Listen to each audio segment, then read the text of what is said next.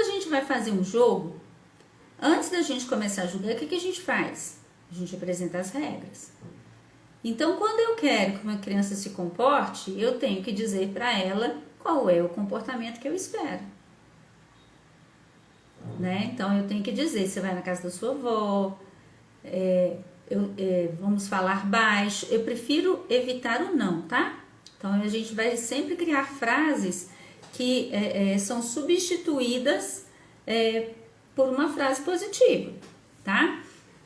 Então, não quero que você grite, eu quero que você fale baixo. Não quero que você bata no primo, é o contrário. Então, eu quero que você seja amigo, que você brinque, né? Empreste os seus brinquedos e peça emprestado quando você quiser. Então, você vai colocando a regra. Eu quero que você... não esquece de pedir bênção para a família toda. Qual é a frase positiva? Cumprimente todo mundo, dê um abraço, se for o caso, né? Tem crianças que não gostam de abraço, ok, tudo bem, né? A família vai ter que entender que ele não gosta de abraço, tá? Cumprimente todo mundo, nem que seja com um oi, vocês vão colocar essas regras. Eu costumava, quando os meus meninos eram menores, dentro do carro eu falava, repetia as regras todas as vezes que a gente ia na casa de um parente. Por que tem que repetir? Porque quanto mais a gente repete, né, a gente tem um neurônio no cérebro que chama neurônio espelho. E o neurônio espelho, ele é muito importante. E quanto mais a gente repete, a gente age e a criança vê que a gente está fazendo aquilo, mais a criança tende a repetir, tá? Então, eu preciso repetir, repetir, repetir. Igual a matemática. Treino, treino, treino. Comportamento eu tenho que repetir, repetir, treinar, treinar, tá? Bia tá falando que as crianças estão precisando entender o que é se comportar. Isso mesmo, Beatriz. Devia ter aula, né? De como se comportar em cada situação. Mas isso tem que vir de casa, né? É o que a gente chama de valores, né? E aí está havendo uma confusão muito grande do que pode e não pode, respeito ao próximo. Isso mesmo, isso que eu ia falar. As questões dos valores, elas são passadas em casa, que a gente chama de berço, né? E aí, eu sei o quanto é difícil, gente. Eduquei 3 filhos, né? Graças a Deus tem 2 adultos, que eu sempre recebi muito elogio com relação a eles, pela educação, pelo tanto que eles eram solícitos, né? Proativos, sempre recebi esse elogio. E a Marina, que é a rapa do tacho, está indo pelo mesmo caminho, graças a Deus.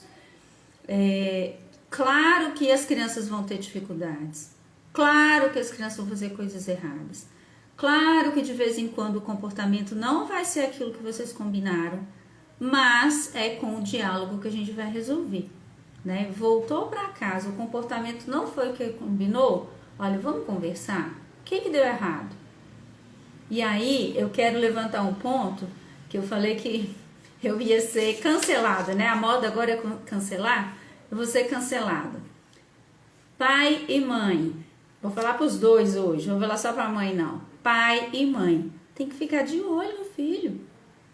Tem que perceber que ele tá fazendo coisa errada. Rabinho de olho assim, ó, faz muito bem na educação do filho. Então, ele precisa do olhar de um adulto, porque muitas vezes a falta de limite é porque a encosta do rio não está formada. E a encosta do rio, quem é que forma?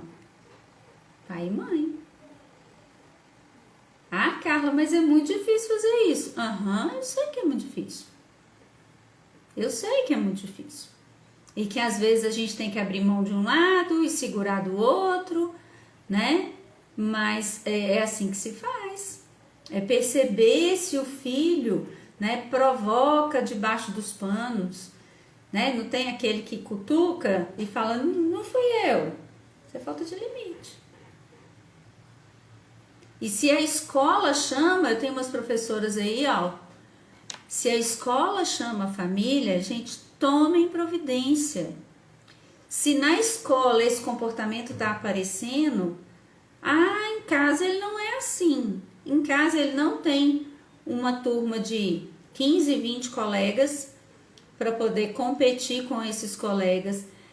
Na escola é que vai mostrar, que é o ambiente que ele vai mostrar o que ele está aprendendo em casa. E aí em casa ele não faz porque ele não tem com quem fazer. Então, se a escola chamou, procure um profissional. A escola não vai marcar um horário, né, modificar toda a rotina dela para dizer para você que a criança está precisando de um psicólogo, né, que a criança precisa de um auxílio. À toa. Alguma coisa tem, né? E aí, eu já vi casos, por exemplo, né? Estou na escola, gente, desde 88, né? Então, eu já vi muitos casos. Esse caso não é atual, mas se eu contar, todo mundo vai achar que é com filho, né? Filho do vizinho, filho do amigo. Não, não é atual. É um caso de quando eu era diretora de escola. E aí esse menino, né, na faixa dos seus 6 anos de idade, tava lá, provocava, olhava para ele. Aí eu falei com a professora, olha, você vai começar a olhar de rabo de olho. Vai começar a prestar atenção no que ele tá fazendo. E aí, muitas vezes os colegas falam assim, não fui eu, foi ele. E aí a professora começou a observar e a gente começou a fazer as anotações. Conversávamos e ele falava, não fui eu.